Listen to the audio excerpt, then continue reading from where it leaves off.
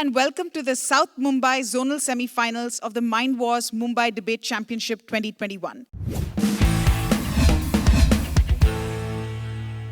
The motion before the floor reads, the government should require companies to hire a significant percentage of employees without university degrees across all levels of their organizations, where they instead hire them based on skills required for the job and train them as apprentices. This already happens for roles in coding, accounting, etc. To speak in favor of this topic, Ariha Shah from Gopi Birla Memorial School. And on opposition, speaking against, we have Kaamya Karthikeyan from Navy Children's School.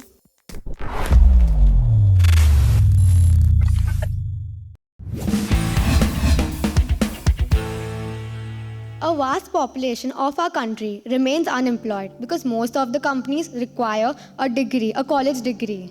The fees of colleges or universities is way expensive and not most of the population, mainly lower classes, can afford it. This results in poverty.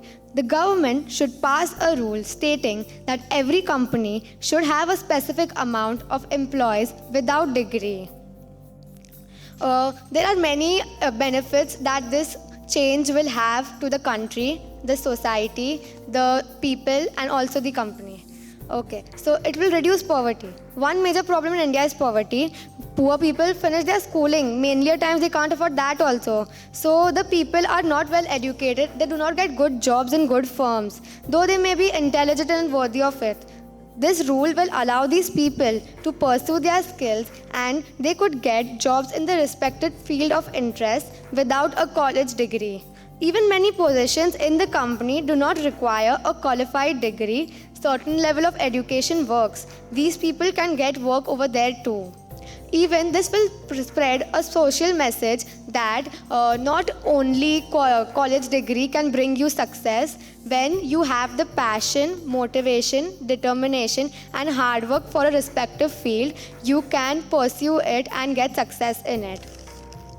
Even every company has a certain social responsibility towards the country by giving people the unskilled labor, giving them jobs. It is fulfilling that too.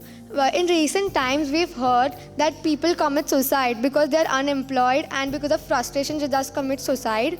The new rule will also benefit that and people will get jobs which will reduce the number of deaths too. That's my second argument. This rule will also help in the upliftment of rural areas and also benefit the company. Okay, many companies do not require qualified labor. Certain amount of skills do. These type of companies can have their offices, can set up their offices in rural areas. This will create job opportunities for the local people and also this will reduce the costings of the company when it is compared to a city. Even the unqualified labor will have a less salary and wages compared to a qualified one. This will also add on to the profits of the company, which in turn is going to profit the country as a whole. This all will lead to the increased economy of the people, of the country and the standard of living of the people. The companies can set up a council which train these uneducated or people without the college degree certain skills which can help them and they can have the job. These skills will make them qualified for the certain job and they can also work with it. Thank you. Right man for the right job. This has been the mantra for success, followed world over by companies and businesses for generations. The gradation of education through vocational courses, under and post-graduation and further higher studies has been formulated to create these right men or women for these right jobs. The requirements of these jobs are varied and one solution fits all is not a possibility.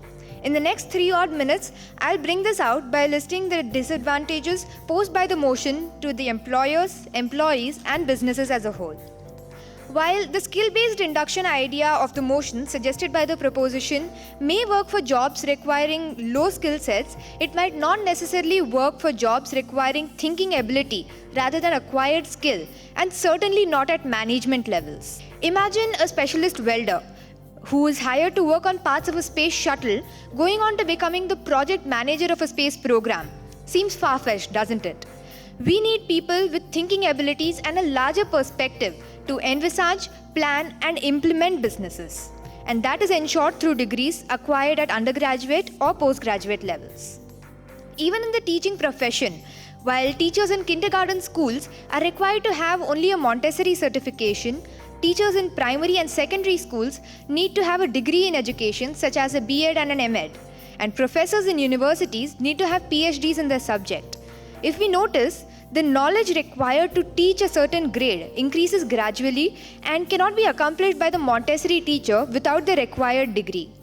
Is this not the reason employers scout for people with midlife educational upgrades for higher positions? Now, coming to the employees themselves, is there going to be a growth? A person employed as a coder post-certification would need to work as a coder for a really long period of time, but would be paid the same remuneration as he continues the same work. What about his escalation in career with mounting responsibilities? He needs to diversify and upgrade, and a degree provides that platform, not just experience. For a moment, let us assume that companies are going to recruit personnel with a limited skill set and then train them on the job. How can we know if the recruit has the required abilities to pick up the job? And if they don't, then for how long can companies keep hiring and firing these people without the envisaged results?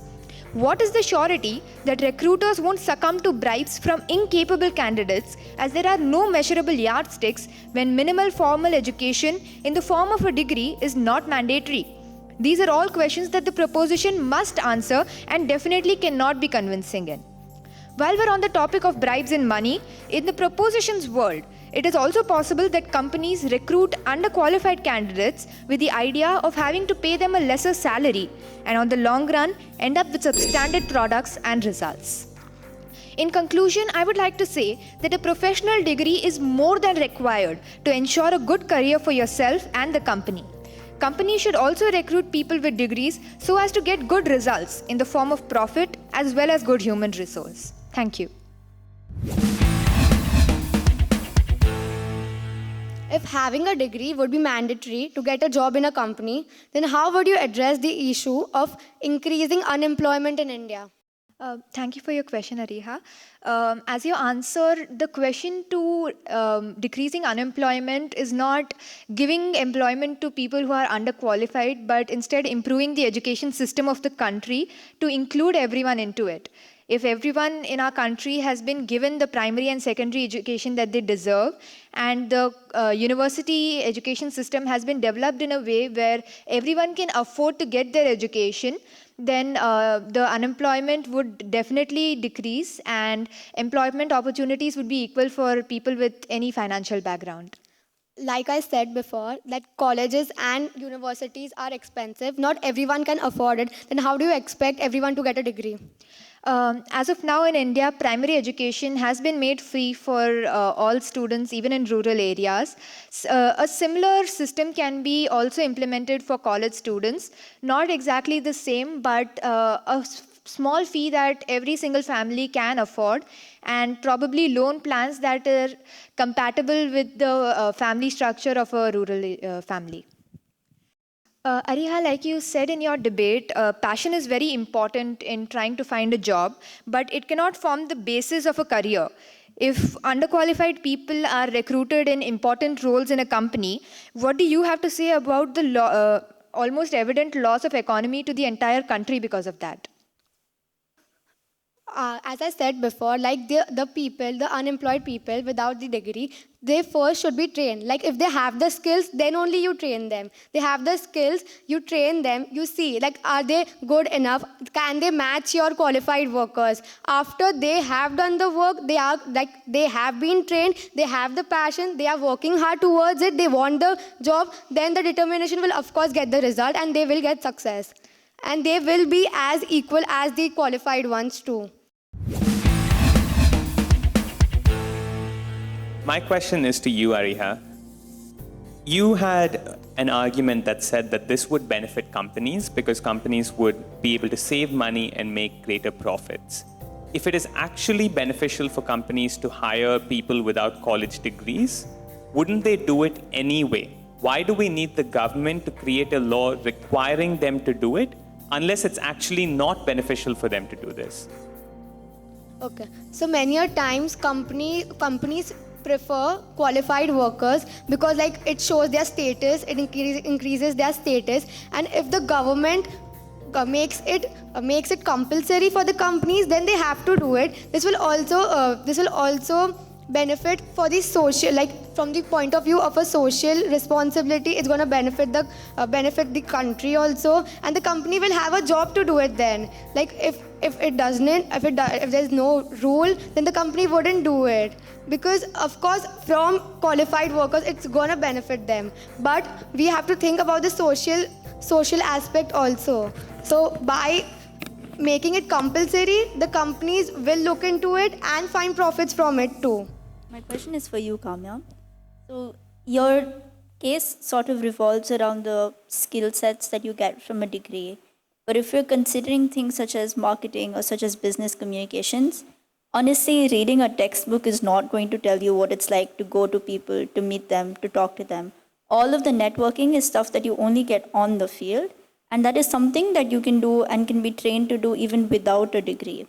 At that point, if your degree is only a sheet of paper that you've gotten by writing more sheets of paper, by reading sheets of paper, isn't it better from both a company perspective and from the perspective of a person to perhaps join the company earlier on at the age of 19, as opposed to after doing their master's in business communication at the age of 24?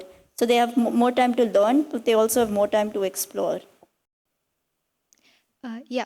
So, like I said, the necessity for degrees is not required in every single field, but companies can employ unqualified people or people without degrees in certain fields which don't require a certified course, but instead are something that you can get trained in. And I think even in something like communication, it would be much better if a person has gone to a university and exactly learned what the entire process is about and learned it theoretically and spent their time only on that instead of looking for a job at the same time. When they spend their entire time only looking to gain knowledge, I think it would make them more sound in the subject and would make them much better employees. Thank you so much. Tell me an alternate to a college degree that you will consider legitimate, equivalent. Something I would consider equivalent to a college degree would probably be some sort of training course in the field that you're most likely to pick up as your career. Because without a particular training program, just going and joining a company with no knowledge of the field would not help you excel in your career. And it is very important to have knowledge about what you're getting into before you get into a job.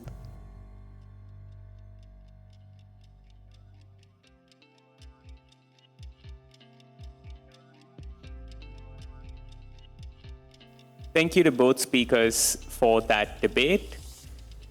We had an intense discussion, as you might have seen here, but we finally did come to a decision.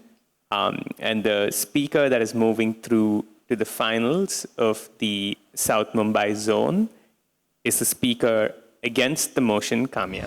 Congratulations and commiserations, Ariha.